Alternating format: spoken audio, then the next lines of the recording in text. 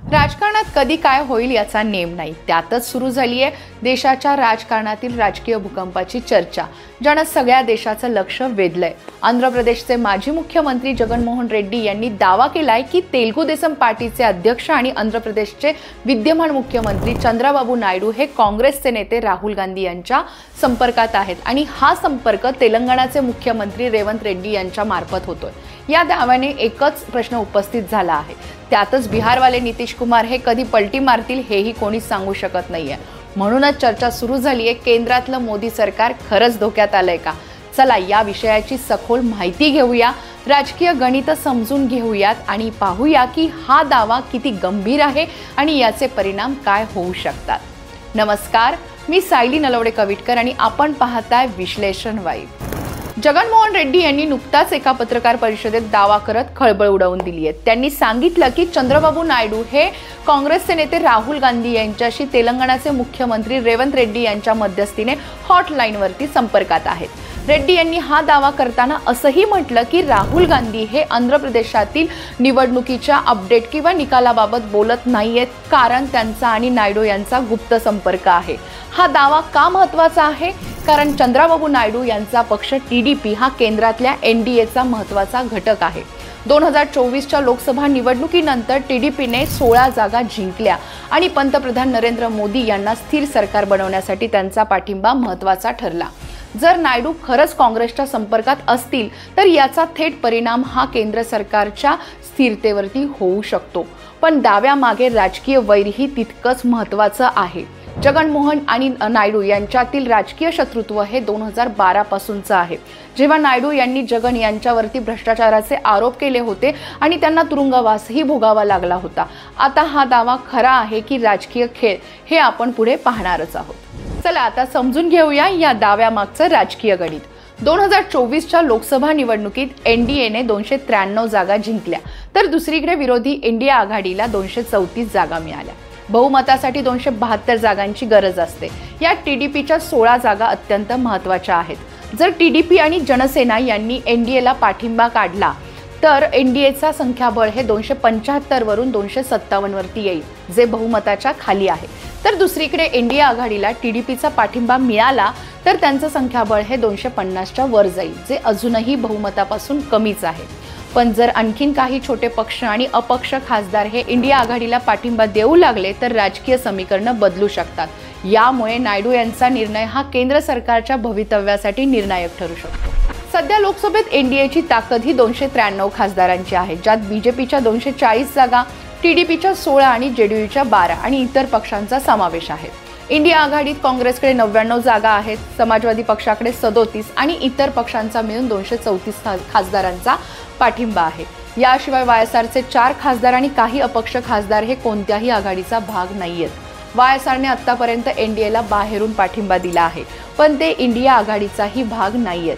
जर टीडीपी आणि जनसेना यांनी एनडीए सोडलं आणि इंडिया आघाडीला पाठिंबा दिला तर संख्याबळाचा खेळ हा जवळपास बरोबरीचा होईल, पण अजूनही इंडिया आघाडीला बहुमतासाठी काही जागा कमी पडतील, ज्यासाठी त्यांना वायएसआर किंवा इतर अपक्षांची गरज भासेल। पण या सगळ्या राजकीय नाट्यात बिहारचे मुख्यमंत्री आणि जनता दल युनायटेडचे नेते नितीश कुमार यांची भूमिका अत्यंत महत्त्वाची ठरू शकते। जेडीयूकडे सध्या 12 खासदार आहेत आणि ते एनडीएचे महत्त्वाचे घटक आहेत। नितीश कुमार यांचा इतिहास पाहता ते राजकीय परिस्थितीनुसार पक्ष बदलण्यात माहीर मानले जातात। जर चंद्राबाबू नायडू यांनी एनडीए सोडण्याचा निर्णय घेतला तर नितीश कुमार यांच्यावरही दबाव येऊ शकतो, कारण टीडीपीच्या बाहेर पडण्याने एनडीएचे संख्याबळ हे कमी होईल आणि नितीश यांच्याकडेही एनडीए आघाडीकडे जाण्याचा पर्याय हा खुला होईल किंवा तो असेल।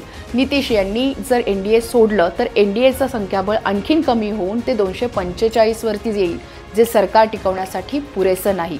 नितीश यांचा निर्णय हा बिहारच्या स्थानिक राजकारणावरती आणि राष्ट्रीय पातळीवर देखील मोठा परिणाम करेल, कारण त्यांचा पाठिंबा कोणत्याही आघाडीला बहुमताच्या जवळ नेऊ शकतो।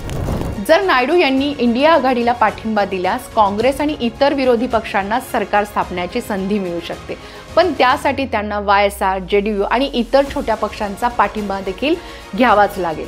शिवाय नायडू यांचा हा निर्णय आंध्र प्रदेशच्या स्थानिक राजकारणावरतीही परिणामकारक करेल किंवा तो परिणाम करणारा ठरेल, कारण नायडू आणि जगन यांच्यातील राजकीय शत्रुत्वामुळे वायएसआरला पुन्हा ताकद मिळण्याची शक्यता आहे. पण नायडू यांनी एनडीए सोडण्याचा निर्णय का घ्यावा?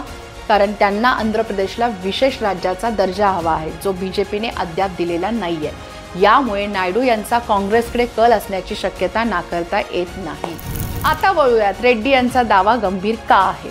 नायडू आणि काँग्रेस यांच्यातील संभाव्य जवळीक ही एनडीएसाठी धोक्याची घंटा ठरू शकते.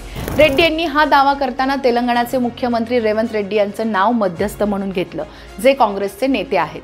यामुळे या दाव्याला विश्वासार्हतेचा आधार मिळतो. शिवाय रेड्डी यांनी हा दावा आंध्र प्रदेशातील निवडणूक निकालावरूनही केला, जिथे त्यांनी मतमोजणीतील फरकांवरती प्रश्न उपस्थित केला होता. हा दावा राजकीय खेळखंडोबाही असू शकतो, कारण रेड्डी आणि नायडू यांच्यातील वैर हे सर्वश्रुत आहे. पण जर हा दावा खरा असेल तर यामुळे देशाच्या राजकारणात मोठा भूकंप येऊ शकतो. आता मुद्दा येतो, हा दावा खरा ठरला तर काय चित्र असेल.